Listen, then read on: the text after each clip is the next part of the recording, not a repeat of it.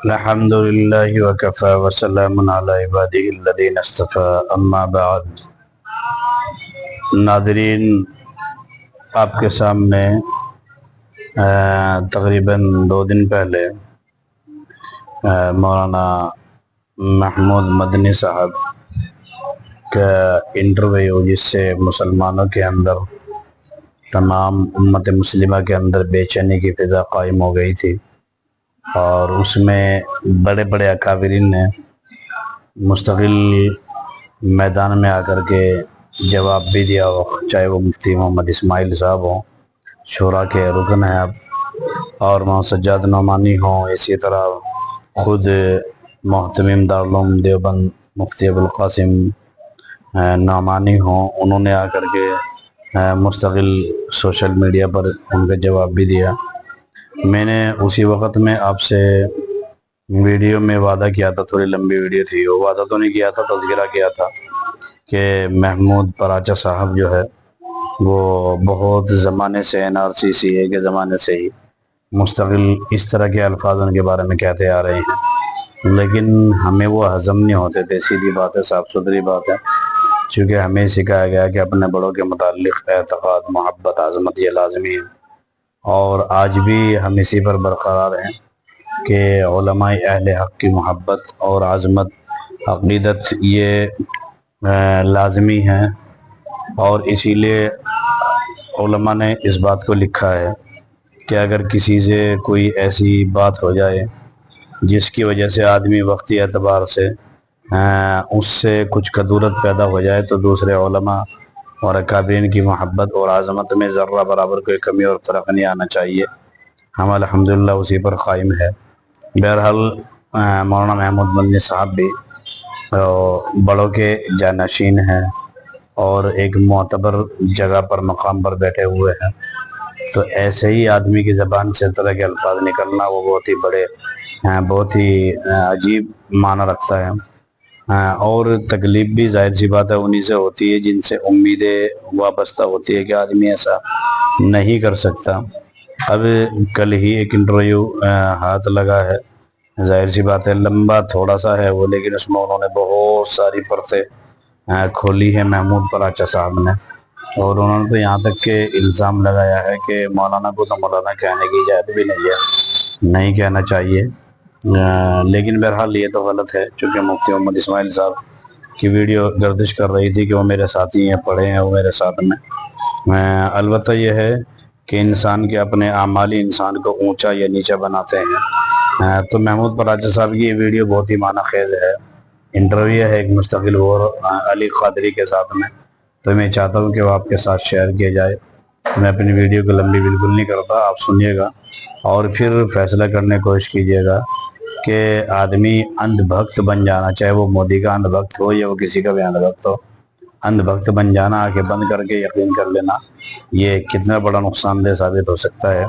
और क्या अब भी हमें ज़रूरत नहीं है कि हम अपनी लीडरशिप को मजबूत करें? ये सिर्फ यूं ही कहते कहते करते रहे कि हमें लीडर की ज़रूरत नहीं है, और हम मुस्तकिल इस बात के कायल हैं कि मुसलमान अपनी पोजीशन यहाँ पे मजबूत करे लीडरशिप के एतबार से, यूं ही कहते कहते कट जाए और बिकते रहे और कटते रहे, पिटते रहे, बुलडोज़र से कार्रवाई करवाते रहें। क्या अभी इसके लिए वक्त नहीं आया? चाहे वो असदुद्दीन ओवैसी साहब हो, बैरिस्टर असदुद्दीन ओवैसी, जो यकीनन एक बेबाक कायद और लीडर हैं, उनको मजबूत करें, और मुस्तकिल जैसा भी अच्छा मुनासिब समझे अब तलाश करने की ज़रूरत है। चूँकि ज़ाहिर सी बात है जब बड़े लोग ही धोखा और इस तरह के हालात सामने आ जाए, तो फिर आदमी को खुद ही समझने की ज़रूरत है कि वो किसके रहम करम पर जिए जा रहा है। तो मैं अपनी बात को लंबी नहीं करता, चूँकि वीडियो लंबी हो जाएगी। असल मेरा मकसद महमूद पराचा साहब का इंटरव्यू आपको दिखाना है और आपकी आंखें खोलनी है। तो आप महमूद पराचा साहब का इंटरव्यू देखिएगा और ख़ुद सोचने की कोशिश कीजिएगा कि कहीं ऐसा तो नहीं है कि हमारे साथ धोखा हो रहा हो और तकरीबन मीर जाफ़र या मीर सादिक वाला रोल यहाँ पर भी दोहराया जा रहा हो या दोहराए जाने की कोशिशें हो रही हो।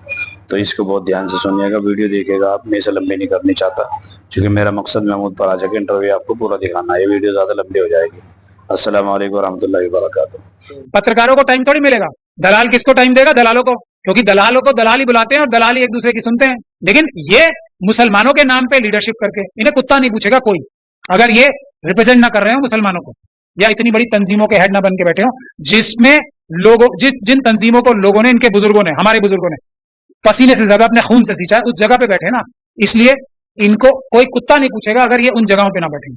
ये सारे क्रिमिनल जो हैं, सारे के सारे क्रिमिनल्स जो टीवी अपने आप को प्रेस बताते हैं तो सब बेईमान क्रिमिनल्स, ये इनको क्यों बुला के इनके इंटरव्यू लेते हैं, तालियां बजती हैं इनके। मतलब रजत शर्मा के प्रोग्राम में अगर महमूद मदनी के लिए ताली बज रही है तो वो ताली कौन बजाता है? सारे के सारे जो दर्शक आते हैं वो तो आरएसएस के लोग, ये खुद ही बुला के लाते हैं। इनसे एक मुद्दा पूछ लो जिसको इन्होंने उठाया हो और अंजाम तक पहुंचाया हो, एक भी नहीं है। पूछे ना इनसे, ये टेस्ट बता रहा हूँ। ये क्या बोलते हैं? मुसलमान खतरे में, ये कर देंगे, वो कर देंगे, हम फलाना कर देंगे, ये जुल्म हो रहा है, हम ये कर देंगे, और करते क्या है? जीरो। शेड्यूल कास्ट कम्युनिटी के पास 1 इंच जमीन का नहीं है, वो कहां से कागज दिखाएंगे? मुसलमानों के ऊपर खतरा नहीं है, शेड्यूल कास्ट कम्युनिटी के ऊपर है, और सरकार इनसे ये काम करवा रही है ताकि शेड्यूल कास्ट कम्युनिटी को ये बोले कि ये मुसलमानों की वजह से हम कर रहे हैं तुम्हारे लिए। तो आपने क्या बता रहा हूँ, ये निजाम मुस्तफा से सीख के बाबा साहब डॉक्टर भीमराव अम्बेडकर ने ये संविधान बनाया, और ये उसी निजाम मुस्तफा को करके मैं इसको दोबारा से रिपोर्ट करना चाहता हूँ। निजाम मुस्तफा से सीख कर भारत का संविधान बनाया।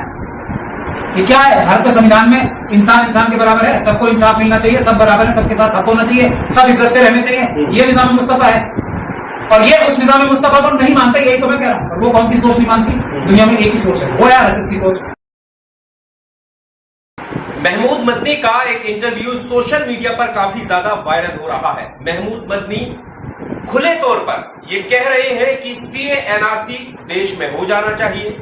इसके अलावा तमाम और भी सवाल हैं। असदुद्दीन ओवैसी की पार्टी को लेकर, उनके कार्यकर्ताओं को लेकर 15 मिनट पुलिस वाला बयान, यानी एक के बाद एक कई बयानों को लेकर उन्होंने बात कही है। अब सोशल मीडिया पर हंगामा इस बात को लेकर है कि जिस सीए एनआरसी के विरोध में जनता सड़क पर उतरी हुई थी, संविधान की प्रतियां लेकर ये दिखा रही थी कि सीए एनआरसी कैसे गैर संवैधानिक है, और उसके एवज में आकर कितने सारे मुस्लिम युवा नौजवान आज भी जेलों में बंद हैं। तो क्या महमूद मदनी उन सबको ठुकरा रहे हैं, उन सबको एक तरीके से गलत बता रहे हैं कि सीएनआरसी का प्रोटेस्ट जो था वो गलत था? इन तमाम पर बात करने के लिए हमारे साथ सुप्रीम कोर्ट के सीनियर एडवोकेट महमूद प्राचा जी हैं। सर, आपके सामने भी वीडियो आया होगा, पहली प्रतिक्रिया महमूद जी का जब आपने वो वीडियो देखा, क्या लगा? मेरी प्रक्रिया तो वही है जो पहले थी। क्या? मैं बहुत पहले से कह रहा हूँ, लोग अब कहना शुरू कर रहे हैं। फर्क सिर्फ इतना है कि देखिए, मेरा किसी से जाती इख्तिलाफ और किसी की शख्सियत से इख्तिलाफ नहीं। जो लोग पूरी मिल्लत को, मुस्लिम समाज को बेच रहे हैं, जो देश के टुकड़े कराने के लिए आरएसएस और बीजेपी का पूरी ताकत से साथ दे रहे हैं, जो पाकिस्तान और चाइना के साथ लेके, आरएसएस के साथ लेके देश तोड़ना चाहते हैं, मैं उन्हें आरएसएस का दलाल बोलता हूँ। बहुत सारे लोगों को बोलता हूँ, तो लोगों को लेकिन समझ में नहीं आती। बहुत सारे लोग मेरी बात उस वक्त थोड़ा सही तरीके से नहीं ले रहे थे। बहुत सारे अच्छे जर्नलिस्ट हैं जिन्होंने मुझसे बहुत कड़वे सवाल पूछे और बहुत बड़ी तनकीद की। आज वो सारे जर्नलिस्ट, वो सब महमूद मदनी साहब को अब दलाल कह रहे हैं, लेकिन अब 5 साल बाद कह रहे हैं। मैं आपको 2019 की वीडियो दिखाता हूँ, जब हम सब लोग जान हथेली पे लेके सीएनआरसी की लड़ाई लड़ रहे थे, उस वक्त ये क्या बोल रहे थे, वो सुन लो। नजर आता है अगर चंद लाख या 20 लाख 30 लाख 50 लाख लोग पड़ोस के मुल्कों से यहाँ आ जाए और उनको वो कर लिया जाए तो कोई हर्ज नहीं है। लेकिन अगर कोई मुसलमान यहाँ है तो क्यों आएगा? अपना मुल्क छोड़कर मुसलमान अपना मुल्क छोड़कर यहाँ मेरे यहाँ क्यों आएंगे? मुझे कोई मुसलमान नहीं चाहिए, मुझे नहीं लगता। ठीक है, तो अब जो रसूलुल्लाह के निजाम मुस्तफा के खिलाफ बोल रहे हैं, ये भी बयान काफी वायरल की बात नहीं है। देखिए, ये लोग, जब मैंने ये कहा था कि ये इनके चाचा जो ये बोल रहे हैं कि हम मनु के चरणों में सर झुकाते हैं और हम सबसे कहते हैं आओ मनु के चरणों में सर झुका लो, तब मेरी बात पे लोगों ने तनकीद की। हालांकि मुझे खुशी है इस बात की कि 70% लोग तब भी मेरी बात मान रहे थे, लेकिन 30% लोग ऐसे थे ना जो मेरी बात नहीं मान रहे थे। अब सारी चीजें एकदम साफ होगी दुनिया के सामने, ये इसीलिए। लेकिन मेरी इनसे आज भी कोई लड़ाई नहीं। समझे आप? टीवी पे इनके इंटरव्यू क्यों दिखा रहे हैं? भाई, इनके अंदर ऐसी कौन सी कला है कि चाहे रजत शर्मा को ले लो, चाहे किसी को ले लो, इन्हीं का इंटरव्यू ले रहा है बुला बुला के। अच्छा, ये सवाल भी आपने टीवी वाला सवाल उठा लिया। और रजत शर्मा बेईमान आदमी, ये सारे क्रिमिनल जो हैं, सारे के सारे क्रिमिनल्स जो टीवी अपने आप को प्रेस बताते हैं है तो सब बेईमान क्रिमिनल्स। ये इनको क्यों बुला के इनके इंटरव्यू लेते हैं, तालियां बजती हैं इनके। मतलब रजत शर्मा के प्रोग्राम में अगर महमूद मदनी के लिए ताली बज रही है तो वो ताली कौन बजाता है? सारे के सारे जो दर्शक आते हैं वो तो आरएसएस के लोग ये खुद ही बुला के लाते हैं। मैं जब जाता था प्रेस में, मैं तो जब किसी क्रिमिनल मीडिया में जाता था एक चीज प्रूव करने के लिए कि इन सब के घर में घुस के भी इनको एक्सपोज किया जा सकता है, इनके प्लेटफॉर्म पे भी। मैंने वो दुनिया को दिखा दिया, तो मेरे लिए तो ताली नहीं बजती थी। मुझे तो सड़क चलते लोग बोलते थे कि आपसे अच्छा कोई बोल ही नहीं सकता। ताली तो मेरे लिए एक ना बजी कभी, जो ये सामने बैठे लोग होते थे। क्यों? क्योंकि वो सब तो चैनल वाले ही बुला के लाते थे, इनके लिए इतनी तालियां बजती हैं। अब भी नहीं समझ में आता लोगों को। पर ये भी तो कहा जा रहा है कि मदनी साहब से अगर टाइम लेता है कोई पत्रकार तो नहीं मिलता, लेकिन वो लोग जो रात दिन जहर उगल रहे हैं उन पे ही मिनटों में पहुंच जाते तो हैं। आपने अपने सवाल में ही अपना जवाब दिया है। पत्रकारों को टाइम थोड़ी मिलेगा, दलाल किसको टाइम देगा? दलालों को, क्योंकि दलालों को दलाल ही बुलाते हैं और दलाल ही एक दूसरे की सुनते हैं। आपको समझ में नहीं आई अपने इतना कड़वा बोल रहे हैं आप। मैं सच बोल रहा हूं ना। अभी रजत शर्मा केस डाले ना, मैं साबित करूंगा दलाल है वो। डाले तो सही भाई, मैं इतनी बातें बोल रहा हूँ डिफेमेटरी है ना, ये बेईमान बोल रहा हूं उसे मैं। तो डाले केस, मैं दिखाऊंगा कि कैसे वो बेईमान है, और ये पब्लिक गुड में है कि मैं उसे बेईमान बोलूं। ये डिफेंस है। मैंने यही तो इन्हें कहा कि आप फिक्र मत करो, हम आपको किसी भी झूठे केस में सजा नहीं होने देंगे। तो ये, लेकिन इनके दिल में बेईमानी है ना, दिल में बेईमानी, इसलिए अब डाले। ये सुधीर चौधरी का बताओ, रूबिका लियाकत, किसका नाम लेवाना, लेवा लो सबका। ये सब इन्हें क्यों बुलाते हैं? इनसे बड़ा ऑरेटर कोई नहीं है, एक से बढ़कर एक ऑरेटर है, एक से बढ़कर एक आलिम है। इनको क्यों बुलाते हैं? क्योंकि ये दलाल है। इनको बोला जाता है अमित शाह द्वारा कि भाई इनको बुलाओ, इनको प्रोजेक्ट करना है, ये हमें एक लाइन ऑफ एक्शन रखना है, ये दूसरा लाइन ऑफ एक्शन है, ये लाइन ऑफ एक्शन जो है हमें गाली देगा, और इन सब ये दूसरे तरीके के जो लोग हैं उनको ये सब मिलके मारेंगे, मुसलमानों को बदनाम करेंगे, उन्हें गालियां देंगे टेलीविजन पे। और ये हर बार एक सेट ये भी तो है ना, जो दाढ़ी रख के मौलाना बन के जाते हैं वो गाली खाने ही जाते हैं, खूब गालियां मिलती हैं उन्हें, और अगली बार फिर पहुंच जाते हैं।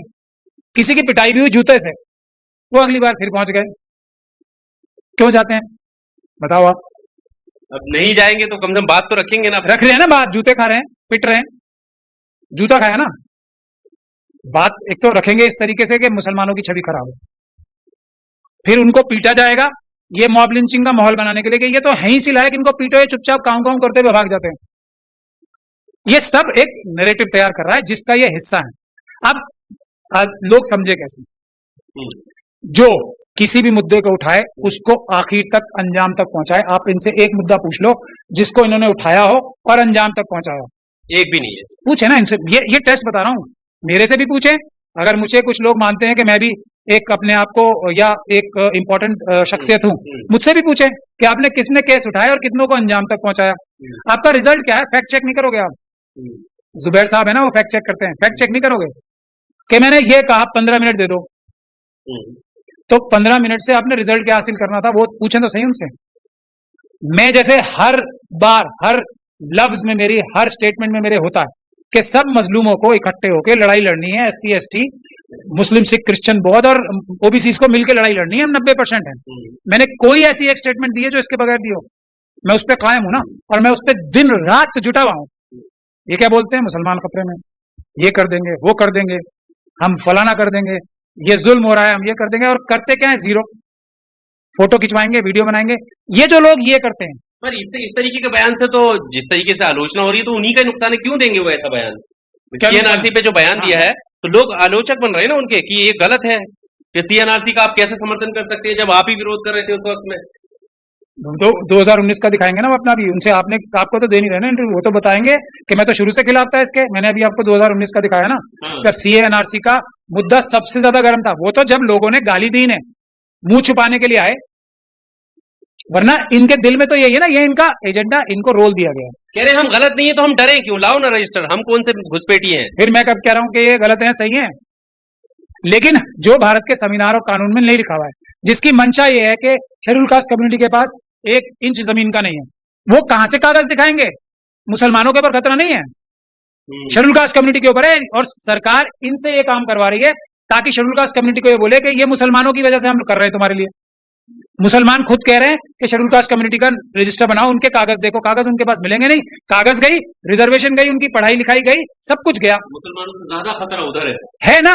हमने क्या किया था जब बाद में इन लोगों को भेजा था ना, जब हमने एक बहुत सारे लोग ये थे जो ये कह रहे थे मुसलमान खतरे में, मुसलमान खतरे में, मुसलमान खतरे में, मैंने जामा मस्जिद से चंद्रशेखर को ले जाके, और उससे पहले भी एक बात कही थी जो बात सबने मानी और फिर बाद में सबने बोली कि बाबा साहब का संविधान खतरे में। आपने हर एनआरसी के बाबा साहब की फोटो देखी, किसकी वजह से थी वो?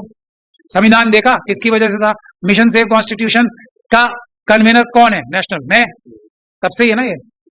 तो ये संविधान बाबा साहब जो सारे सीएनआरसी में पहले दिन से लगे थे, वो किसकी वजह से लगे थे? अब इसकी वजह से वो इसको मुसलमान इशू बना नहीं पा रहे थे। ये सबसे बड़ी नफरत मेरे से है।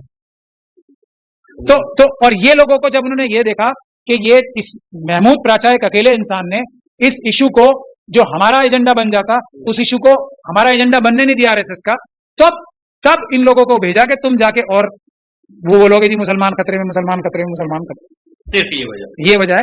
और अब इनको बाकी सबने वापस ऑफिस काम पे लगा दिया। जब हमने असम में हरा दिया आरएसएस को सुप्रीम कोर्ट की निगरानी के बावजूद, क्या हुआ एनआरसी का? वहां पे हो गया ना, वहां पे 70% नॉन मुस्लिम्स आए एनआरसी में जब, और उसमें मेहनत लगी थी।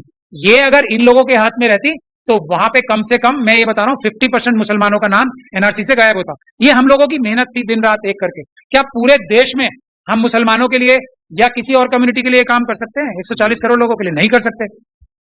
आरएसएस के तो बल्ले बल्ले हो जाएगी कि सबके शेड्यूल कास्ट, शेड्यूल ट्राइब के वोट कट जाएं, मुसलमानों के वोट कट जाएं, सिखों के वोट कट जाएं, क्रिश्चियंस के कट जाएं और बौद्धों के कट जाएगी। ये इस साजिश का हिस्सा है। चलिए, बहुत शुक्रिया हमारे साथ बात करने के लिए। देखिए, शुरुआत जरूर हुई थी कि किस तरीके का उनका बयान था, लेकिन सीएनआरसी के पूरे आंदोलन की एक छवि फिर से ताजा हो गई। कैसे इस आंदोलन की शुरुआत हुई थी और इस लड़ाई को कैसे लड़ा गया था, और अब ऐसे वक्त में जब 4 साल बीत चुके हैं, फिर से उन यादों को ताजा कराया है। और मौलाना महमूद मदनी का भी आपने वो वीडियो देखा, और इस इंटरव्यू में जो जवाब हैं महमूद प्राचा जी के, उन जवाबों को लेकर आखिरी बात ये कहना चाहूंगा, मेरी बात वो खत्म नहीं हुई, और वो ये है कि भरोसा किसी पे नहीं करना, ये सबको टेस्ट करना, सबसे सवाल पूछना, ये रसूल अल्लाह की सुन्नत है। मशवरा करना ये सुन्नत है। और हजरत उमर का एग्जाम्पल सबको पता ही है कि एक आम साहबा ने भी उनसे सवाल कर लिया था कि तुम्हारे कपड़े लंबे कैसे, और उनको फिर अपने बेटे से जवाब दिलवाना पड़ा था कि 2 चादरों की एक चादर बनी थी। मेरे बेटे ने, क्योंकि मेरे कपड़े बहुत ही ज्यादा फटेहाल हो गए थे, ये मजमे में खुतबे से पहले ये है। और ये क्या हजरत उमर के जर्रा बराबर भी इनकी औकात है? हजरत उमर के बराबर नहीं है ना। तो इनसे सवाल ना पूछें। जो आदमी सवाल नहीं पूछेगा वो रसूलुल्लाह की सुन्नत पे कायम नहीं है। हर इंसान को तोलो, नापो, देखो, सवाल करो, और जो सवाल देने से बचे उसको डिक्लेयर कर दो ये बेईमान। ये है बेसिक फार्मूला। और जो बोले और वो ना करे, आज ये बोल रहे हैं ना हम किसी से नहीं डरते, तो आए पीसफुल प्रोटेस्ट में। अभी इम्तियाज जलील साहब ने इतनी बड़ी रैली निकाली, चाहे उसके पीछे 50 क्रिटिसिज्म करे थे, मैं उनके साथ हूं, किया तो सही। भाई देखो, ऐसा बहुत सारे लोग ये बोल रहे हैं कि महाराष्ट्र गवर्नमेंट ने उन्हें परमिशन दे दी सांठ गांठ करके, पर उनको भी पता है कि अगर परमिशन दी है तो कोई ना कोई शरारत भी कर, इतना बड़ा रिस्क कर सकती है सरकारी, करा सकती है आरएसएस के कुछ गुंडे बेच के, और वहां पे कुछ झगड़ा करा देते। ये रिस्क उन्होंने लिया, तो इसलिए मैं उनकी तारीफ ना करूं, बिल्कुल करूंगा। ये उन्होंने एक बहुत बहादुरी का काम किया है, रिस्क लेके किया है, और उनको इस काम के लिए मैं सलाम करता हूं। मेरी इतनी भर लड़ाई है सबसे, इसके आगे नहीं है। ये काम कर दें, ये छोड़े, पब्लिक भी ना लाएं। हम और अब सब इनके पास तो 100 बड़े बड़े मौलाना लगने वाले लोग हैं ना, वो सब हम हंगर स्ट्राइक पे बैठते हैं वक्त फैक्ट के लिए। बैठेंगे ये नहीं बैठेंगे। ये आपका चैलेंज मानो उनके लिए। मैं बोल रहा हूं ना, बैठे, मैं इनकी जिंदाबाद करूंगा। मेरी लड़ाई वहीं तक तो है, उसके आगे मेरी लड़ाई नहीं है किसी से भी। मुझे इनका पद नहीं चाहिए, मुझे इनका रुतबा नहीं चाहिए, मुझे इनकी तालियां नहीं चाहिए, मुझे इनके मुरीद नहीं चाहिए। लेकिन ये मुसलमानों के नाम पे लीडरशिप करके, इन्हें कुत्ता नहीं पूछेगा कोई, अगर ये रिप्रेजेंट ना कर रहे हो मुसलमानों को, या इतनी बड़ी तंजीमों के हेड ना बन के बैठे हो, जिसमें लोगों, जिन तंजीमों को लोगों ने, इनके बुजुर्गों ने, हमारे बुजुर्गों ने पसीने से ज्यादा अपने खून से सींचा है, उस जगह पे बैठे ना, इसलिए इनको कोई कुत्ता नहीं पूछेगा अगर ये उन जगहों पे ना बैठे। तो अगर ये कुछ भी उससे आज की अपनी हरकतों से कोई भी अच्छा काम करेंगे तो मैं इनकी जिंदाबाद करूंगा। मेरी तो उतनी भर लड़ाई है, किसी से और इससे ज्यादा लड़ाई नहीं है। आरएसएस का साथ छोड़ें, हमारी तरफ आ जाएं, बस इतनी बात है। चलिए फिर हम इनकी तारीफ करेंगे, फिर हम इनकी जय जयकार करेंगे। हमारी कोई लड़ाई थोड़ी है इनसे। सही। तो मैं इनको फिर वही ऑफर दे रहा हूं, छोड़ दो आरएसएस का साथ, आ जाओ हमारी तरफ। तो कहाँ आरएसएस का साथ है? कैसे आप ये कह रहे हैं कि आरएसएस के साथ? ये सब बातें क्या ये इनके बुजुर्ग सिखा के गए? ये सब बोलना आप बताओ। मुझे नहीं चाहिए कोई मुसलमान, ये इनके क्या बुजुर्गों ने सिखाया है इन्हें? पर क्या रसूल अल्लाह की सुन्नत में सिखाया है? बताओ आप मुझे। क्या ये जो बेइज्जती, बेईमानी और बेहुरमती कर रहे हैं जानबूझ के, खुद हमारी सारी रिवायत की, हमारे ईमान की बेइज्जती कर रहे हैं, तो ये आप मेरे यहाँ देखो सबसे ऊपर क्या है, दिखाओ आप। इसकी बेइज्जती कर रहे हैं ये बोल के कि निजाम मुस्तफा अच्छा नहीं। ये निजाम मुस्तफा से सीख के बाबा साहब डॉक्टर भीमराव अम्बेडकर, सुनो आप मैं क्या बता रहा हूँ, ये निजाम मुस्तफा से सीख के बाबा साहब डॉक्टर भीमराव अम्बेडकर ने ये संविधान बनाया और ये उसी निजाम मुस्तफा को करके मैं इसको दोबारा से जरा कोट करना चाहता हूँ। निजाम मुस्तफा से सीख कर भारत का संविधान बनाया। ये क्या है? भारत का संविधान में इंसान इंसान के बराबर है, सबको इंसाफ मिलना चाहिए, सब बराबर है, सबके साथ हक होना चाहिए, सब इज्जत से रहने चाहिए। ये निजाम मुस्तफा है और ये उस निजाम मुस्तफा को नहीं मानते, यही तो मैं कह रहा हूँ। और वो कौन सी सोच नहीं मानती? दुनिया में एक ही सोच है, वो है आरएसएस की सोच कि इंसान इंसान के बड़ा और छोटा होता है। सबकी हक तलफी करो, सबका माल लूट के अपने पास रख लो। पर निजाम मुस्तफा वाला जो उनका बयान है वो उस सिलसिले में है जब वो डिवाइडेशन की बात करता है। ये बात की बात है, अब है धीरे धीरे करके तो पर्दे हटेंगे एक एक करके। वो ये कह रहे हैं कि हाँ जब पाकिस्तान, ये लेकिन बयान अभी का है, उनका रेफरेंस उस बात है कि हमने निजाम मुस्तफा को, ये उनका मतलब निकल वो चाहते थे कि हाँ यह इस्लामी कानून रहेगा। ये कह रहे हैं, इनकी सोच हालांकि जितनी छोटी है वो उतनी छोटी बात करेंगे, लेकिन इनका मौकफ क्या है कि उस वक्त हमें यह कहा जा रहा था कि आओ निजाम मुस्तफा की तरफ आओ, हमने निजाम मुस्तफा को ठुकराया और हम यहाँ रहे। ये बात है, ये निजाम मुस्तफा को ठुकराने की हैसियत और औकात रखते हैं। और मुसलमान के इनके पिछले पूत है, इनके जो बुजुर्ग थे वो निजाम मुस्तफा को मानने वाले थे, इसलिए भारत में रहे। ये नहीं है, ये मना कर रहे हैं ना, ये तो कह रहे हैं निजाम मुस्तफा, भारत में निजाम मुस्तफा है भारत के संविधान के माध्यम से। ये है सच्चाई। हालांकि उस पर इम्प्लीमेंट पूरी तरीके से नहीं हो रहा, इसीलिए रिजर्वेशन के बारे में गड़बड़ होती है, इसीलिए SC/ST एक्ट के को पालन नहीं किया जाता, जुल्म होते हैं कमजोर तबकों पर। सवाल मेरा आपसे, जैसे आप CNRC से हमने शुरुआत की, CNRC में पता है आपको कितने, क्योंकि आप खुद उस आंदोलन का हिस्सा रहे हैं, प्रोटेस्ट हुए, आज भी 4-4 सालों से युवा जो है जेल में बंद है। हमने ये भी देखा कि जंतर मंतर पर यही मदनी साहब एक भारी भीड़ लेकर आए थे CA के खिलाफ में। तो अगर ये इन्हें दिक्कत नहीं है CA NRC से जो ये आज कह रहे हैं, उस वक्त फिर विरोध प्रदर्शन क्यों? देखिए उस वक्त भी इन्होंने और दूसरी हमारी सारी तंजीम पूरी ताकत दिन रात इसलिए लगा रखी थी कि किसी तरीके से हमारा मिशन फेल हो जाए। हर जगह ये तो जो जमीन के कार्यकर्ता थे, जो खासतौर पे हमारी ख्वातीन, वो हमारी बात सुन रहे थे और इनकी बात अगर तब भी सुन लेते तो CA NRC लागू हो चुका होता, NRC लागू हो चुका होता। और ये खुद तो नहीं, इनके सारे जितने वर्कर्स हैं ना बड़े बड़े, वो सब अभी डिटेंशन सेंटर्स में, इतने डिटेंशन सेंटर्स देश में बने हुए हैं, इनको सब पता है, इनको तो सब डिस्कस होता है ना, सारे करते हैं इनसे डिस्कस कि हमें अब ये करना है, हमें अब ये करना है, हमें धारा 370 हटानी है, तो आपको जाके उसको डिफेंड करना है। भारत को जो ऑटोनॉमी है ना स्टेट्स की, वो भारत की सबसे बड़ी ताकत है, जिसको RSS बार बार खत्म की। मणिपुर में, नॉर्थ ईस्ट में प्रॉब्लम क्यों हो रही? क्योंकि उनकी ऑटोनॉमी खत्म करने की कोशिश कर रही है। जो आज एक पूरा द्रविडियन मूवमेंट चल रहा है, क्यों? क्योंकि साउथ इंडियन जो स्टेट्स है उनकी ऑटोनॉमी के ऊपर हमला कर रहे हैं, बेईमानी कर रहे हैं RSS वाले लोग, उनका हक छीन के अपने पास लाके अडानी, अंबानी, यूसुफ लुलू जैसे लोगों में बांट रहे हैं। तो ये जो ऑटोनॉमी है ना स्टेट्स की, यूनियन ऑफ स्टेट्स है इनका, गठबंधन, गठजोड़ है अलग अलग राज्यों, अलग अलग नेशनैलिटीज का, ये है भारत की ताकत। उसके ऊपर कुठाराघात कौन कर रहा है? RSS और BJP, वही बातें सारी ये कह रहे हैं। तो ये समझने की बात है। और हर वो आदमी जिसको टेलीविजन में तो आपको सबको बता रखा है, फिर मेरी बात ध्यान से सुनो, मेरी बात पे भरोसा मत करो, लेकिन जो मैं बोलता हूं उसको टेस्ट करो। हर वो आदमी जिसको ये जो क्रिमिनल मीडिया है बहुत मुखरता से दिखाते हैं, ठीक है, वो RSS का दलाल, क्या कोई भी नहीं, तो हम जैसे लोगों को दिखाएंगे बताओ आप, दिखाएंगे? हम इनकी धज्जियां नहीं उड़ा देते, इनके चेहरे से हर नकाब नहीं उठा देते, हम इनकी हर साजिश नाकाम नहीं कर देते, और हमारे जैसे किसी आदमी को टीवी पे नहीं दिखाएंगे। फिर जो जिन्होंने सीएनआरसी की लड़ाई लड़ी, जो जेलों में, तो उनकी तो लड़ाई फिजूल है फिर इसका मतलब? हमने सैकड़ों लोगों को छोड़ाया, आज तक कभी नंबरबाजी की उसकी, हमने कितने लोगों को छोड़ाया। एक दिन मैं अब सोच रहा हूँ प्रेस कॉन्फ्रेंस करके जितने लोगों को सीएनआरसी में मैंने छुड़वाया, अपने ऑफिस तक पे रेट जो मेरी इतनी बड़ी हुई, वो क्यों? तो मैंने तो कभी क्रेडिट नहीं लिया। रखे ना सामने की मैं सबसे ज्यादा लोगों को छुड़वाया मैंने, सब। और सिर्फ एक हमारा ऑफिस ऐसा अकेला है जिसने पुलिस के खिलाफ, आरएसएस के लोगों के खिलाफ एफआईआर कराई, वापस किसी ने नहीं कराई।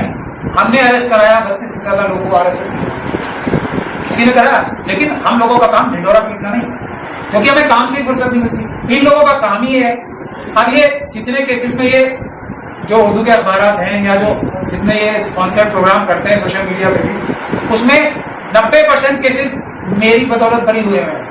अगर इस पर रिसर्च करोगे तो आप, लेकिन क्या कि इसको हमने बरी कराया, उसको हमने बरी कराया, फंसवाने वाले इनके गवाह जो मौजूद है ना, अभी तो मैं सबकी कलई खोलूंगा। जो उमर खालिद के खिलाफ, जो उमर खालिद का ही नाम लिया जा रहा है ना, उमर खालिद से ज्यादा कुर्बानियां देने वाले लोग जेल में हैं, उनके खिलाफ जो गवाह बने वो इनके लोग हैं। अभी तो देखो मैं कितनी बातें खोलूंगा। और ये फिर इस बात को इनको शर्म नहीं आती कि खुद ही जो झूठे बयान पुलिस ने गढ़े थे उसके गवाह बनने वाले इनके टच के लोग। पर आपको नहीं लगता इतना एक समझ लीजिए कि उनके पीछे एक भीड़, मतलब एक लोग जुड़े हुए हैं इतने सारे, और उनकी बात को वो हल्के में नहीं ले सकता।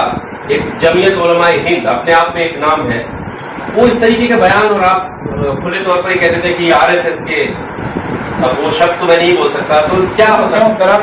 मैं क्यों कहूंगा? आप दलाल का मतलब क्या होता है? क्या होता है? जो दलाली करे, जो आरएसएस से पैसे ले, आरएसएस से फायदे ले, उनकी चीजों को प्रोपोगेट करें, यही तो वो काम कर रहे हैं। आरएसएस ये बोल रही है ना, वो एक कौम के लीडर है, एक लीडर है या नहीं है, उस पर एक दीगर बहस है।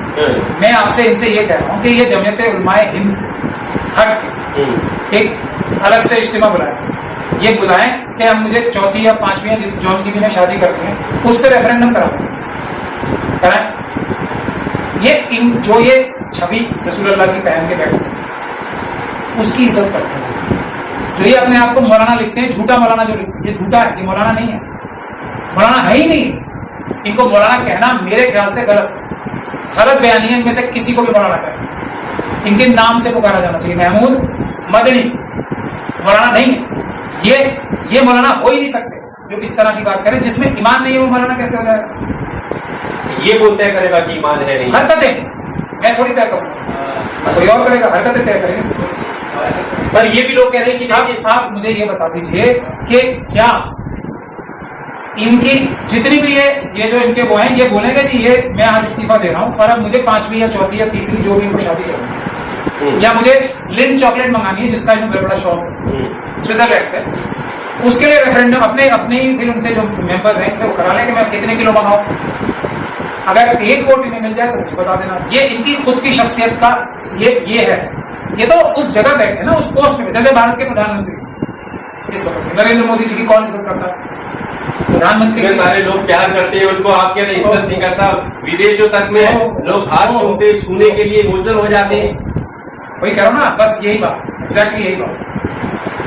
क्योंकि वो उस पद पे बैठे, तो उस पद के ऊपर बैठे हुए व्यक्ति के हाथ छूटे, उस पद पे बैठे हुए व्यक्ति की तारीफ हो, उस पद पे बैठे हुए एक नाकाबिल व्यक्ति की इतनी तारीफ हो रही है।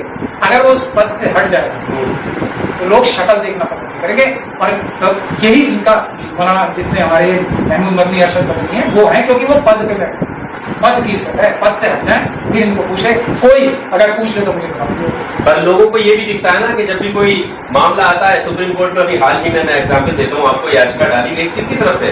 जमीयत उलमा हिंद की तरफ से, जो बुलडोजर चलने वाली याचिका थी। बाकी इतने संगठन या लोग कहाँ है? कौन लड़ता है मुस्लिमों की लड़ाई? बिल्कुल बताइए। लड़के हारने का रिकॉर्डिंग का 100%। लड़के तो बहुत लोग, मैं लड़ रहा हूँ, चलिए मैं तो इस ऑफिस में मैं अपनी बात कर रहा हूँ, मैं कौन सा केस हारा हूँ? मैं लड़के 100% जीत रहा हूँ, ये लड़के सारे केस हारते हैं, क्या वजह है? मैं एक पैसा नहीं ले रहा किसी से, ये हजारों करोड़ रुपए इकट्ठे करते हैं, क्या वजह है? अभी के बुलडोजर की बात आपने की, मैंने तो याद नहीं दिलाया। अब आप बताओ ये तो बुलडोजर में बता रहे हैं 15 दिन के लिए स्टे हो गया था, सुप्रीम कोर्ट ने स्टे कर दिया। सही यही बता रहे हैं ना, बड़े बड़े डिंडोरे पीटे, बड़ी तालियां, आप भी मुझसे सवाल कर रहे हो कि यही तो एक तंजीम है। मेरे ख्याल से तो रोज बुलडोजर से कार्रवाई हो रही है, अभी बहराइच में काम हुई है, उससे पहले और जगह हो रही नहीं हो रही तो है। तो अभी तो स्टे है सुप्रीम कोर्ट का, क्या क्यों क्या जमीयत ने केस डाला है, क्या तो ये कामयाब हो गई ना जमीयत। पर इसमें तो सुप्रीम कोर्ट की गाइडलाइन ये है कौन, मैं यही तो कह रहा हूँ, गाइडलाइंस है ना। सुप्रीम कोर्ट से स्टे ले लिया इन्होंने, यही तो डिंडोरा पीटा, हमने तो स्टे ले लिया और स्टे हुआ नहीं, तो अब क्या करेंगे। अब इनको कंटेंट वारंटी डालेंगे नहीं डालेंगे, क्योंकि सेटिंग है। ये सिर्फ ये कर रहे हैं जो एक छोटी मोटी उम्मीद सुप्रीम कोर्ट से बाकी है ना, अदलिया से बाकी, उसको खत्म करने के लिए आरएसएस के साथ मिलके तो केस डालते हैं हारने के लिए, सारे केस ये हारने के लिए डालते हैं। और ये कौन सा केस जीते हैं एक बता दो। और हर केस में जिस दिन आप ये इन्वेस्टिगेशन करने लगोगे ना, कितने पैसे ये चंदा इकट्ठा किया है इन्होंने। बाबरी मस्जिद का केस हारने के लिए, जानबूझ के हारने के लिए कितना पैसा इन्होंने कलेक्ट किया, पहले इसकी चेकिंग कर लो। ज्ञान व्यक्ति का केस हारने के लिए कितनी ताकत लगा रहे हैं, ये उसकी पहले तो वो हो जाए। मथुरा मस्जिद के बारे में कुछ नहीं बोल रहे अभी, उसपे भी जो मेरे क्लाइंट्स हैं उनके ऊपर पूरी ताकत लगा रहे हैं कि प्राचा साहब को, क्योंकि आरएसएस की तरफ से दबाव होगा कि ये जो कांटा है ना महमूद प्राचा, जब तक ये रहेगा हम हमला नहीं कर पाएंगे मजबूती से, क्योंकि ये हमारे काबू नहीं आता। तो पूरी ताकत इस बात पे लगा रहे हैं। जो मथुरा मस्जिद का केस सबसे मजबूती से लड़ा जा रहा है दोनों तरफ से, ये इधर तो दूसरे केसेस में बाबरी मस्जिद में भी और ज्ञान व्यापी में भी वॉकओवर दे रखा है, इसमें लड़ाई हो रही है। तो 18 जो फर्द हैं हमारे खिलाफ, जो हमारे खिलाफ केस कर रहे हैं मथुरा मस्जिद के खिलाफ, ठीक है, 18 लोगों से लड़ रहे हैं अकेले, और अभी भी लड़ाई पे हमारा अल्लाह ताला ने ऊपर का हाथ रखा, अपर हैंड हमारा है। तो उसके लिए ये जी तोड़ कोशिश कर रहे हैं। अब इनसे पूछ लीजिए क्यों कर रहे हैं कोशिश। उन मस्जिद कमेटी से ये कोशिश कर रहे हैं किसी तरीके से प्राचा साहब को हटा दो। हम इंडिया का सबसे बड़ा वकील छोड़ो, आप दुनिया का सबसे बड़ा वकील वो आपको करके दे देंगे, प्लीज प्राचा साहब को हटा दो। ये क्यों कर रहे हैं? क्योंकि आरएसएस का तो और कोई सबूत है। किसी से मैंने एक पैसा लिया है मथुरा मस्जिद के लिए? नहीं लिया। केस मजबूती से लड़ा जा रहा है यादवों और मुसलमानों के सपा को खत्म करने के लिए। कि सपा पार्टी वाले इस बात को रियलाइज करें ना करें, खत्म करने के लिए मथुरा मस्जिद का इस्तेमाल हो रहा है सपा को खत्म करने, ठीक है। लेकिन किसी से मदद लिए बगैर हम बहादुरी से मुकाबला कर रहे हैं। तो ये कांटा आरएसएस के रास्ते से निकालने का काम कौन कर रहे हैं? हमारे छत्तीसगढ़ वाले रोज उसे फोन करते हैं कि प्लीज हटा दो, प्लीज हटा दो। क्यों हटा दो? इसका कोई जवाब नहीं है। वो जवाब में बोलते हैं प्राचा साहब हम तो ज्ञान व्यापी का भी केस देख रहे हैं, इसका बाबरी मस्जिद का केस हम देख ही चुके हैं, प्राचा साहब ने हमें अभी तक बचा रखा है, उनको क्यों हटा दो? तो बस हटा दो उन्हें, जिसकी कोई वजह नहीं देते। क्या वजह है मुझे पता है, आरएसएस का दबाव। तो भाई 18 लोगों को उतार दिया हमने, मतलब 50 से ज्यादा वकील हर बार अपीयर होते हैं हमारे खिलाफ, तब भी हम इसको हरा नहीं पा रहे। तो इसको हटाओ। ये इनका चाल चरित्र और चेहरा जब तक नहीं समझोगे आप लोग, तो मैं आपको क्या बोल रहा था, जो ये क्रिमिनल मीडिया पे आते और जिनको चाहे क्रिमिनल मीडिया बड़े बड़े उससे दिखा के इंटरव्यू जो देते हैं ना, वो सब आरएसएस के। ये बात आज नहीं तो कल मानोगे, मत मानो मेरी बात। तो आपको नहीं लगता इस तरह की बहसबाजी, ये जो उनकी प्रतिक्रिया आपकी प्रतिक्रिया, एक आम मुसलमान जो समझने का प्रयास करता है कि कोई संगठन है जो उनके हितैषी है, कोई एडवोकेट है जो उनके हितैषी है, या उन पर बुलडोजर चलेगा तो कोई ना कोई हमारे साथ खड़ा होगा, उनकी उम्मीद नहीं टूटेगी। उनके साथ ये जो सवाल है कि हमारा है कौन सब आरएसएस के, वो कह रहा है ये आरएसएस का, ये कह रहा है वो आरएसएस के, कैसे पता चलेगा? बिल्कुल साफ साफ जो रिजल्ट देगा, जो लफाजी के अलावा सड़क पे लड़ेगा उतर।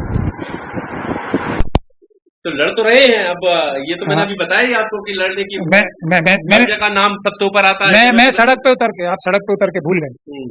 जिसके ऊपर मुकदमे बनेंगे, जिसके ऊपर रेड होगी, जिसको मरवाने की जान से बार बार कोशिश होगी, ये नकली वाली नहीं, और उसके बावजूद भी पुलिस प्रोटेक्शन नहीं देगी उसे। जिसके प्राइवेट केसेस में, मैं बता रहा हूँ, ये अपना ही एग्जांपल दे रहा हूँ, जो ये है ना, ये जो कुलदीप सेंगर वाला केस है, एक बच्ची को जिसने रेप किया और उसके माँ बाप सबको मार दिया, उसके केस से दूसरे वकीलों को सुप्रीम कोर्ट से सुरक्षा मिली हुई थी। तो बच्ची की सुरक्षा विड्रॉ करना चाहते हैं कि हम इतने पैसे नहीं खर्च कर सकते। तो मैंने कहा जी मुझे सुरक्षा चाहिए ही नहीं, मैंने तो ली नहीं, पहले ही नहीं ली थी, मैंने मना कर दिया, मुझे सुरक्षा नहीं चाहिए। वो है ईमानदार आदमी, ये टेस्ट बता रहा हूं मैं आपको। सुरक्षा में Z+ सिक्योरिटी किसे देंगे? अमित शाह, बता दो आप मुझे। जिसे डराना होगा उसे, जिसे दबाना होगा, जिसके खिलाफ होंगे अमित शाह जी। जज लोया को तो नहीं दी थी, हिरेन पांड्या को तो नहीं दी थी, जो दोनों कत्ल कर दिए गए। अमित शाह जी ने तो बिल्कुल नहीं दी थी उन्हें सुरक्षा। जिगर चाहिए, हौसला चाहिए, हिम्मत चाहिए, जबान नहीं। ये महमूद मदनी साहब को क्यों सिक्योरिटी मिली हुई है, बताओ मुझे। सुरक्षा के लिए क्यों क्यों कौन मारेगा इन्हें, कौन मारेगा? ऐसा कौन किस व्यक्ति को इन्होंने नाराज कर दिया जो इनको मारेगा, ये बता दो मुझे आप। चलो, किसको नाराज कर रहे हैं? ये तो सबके दोस्त हैं कि नहीं है? इनको मारेगा कौन? क्यों सुरक्षा? इनका रुतबा बढ़ाने के लिए। देखो बड़े आदमी है क्योंकि सुरक्षा है इनके। तो आप सवाल बहुत सारे उठाए हैं महमूद पराचा जी के, जो तर्क हैं उनको लेकर आपके मन में जो सवाल है कमेंट बॉक्स में सारा लेकर उन सवालों को जरूर दागिएगा। बाकी इस इंटरव्यू को लेकर आपका क्या कहना है जरूर अपनी राय दीजिएगा। बहुत शुक्रिया।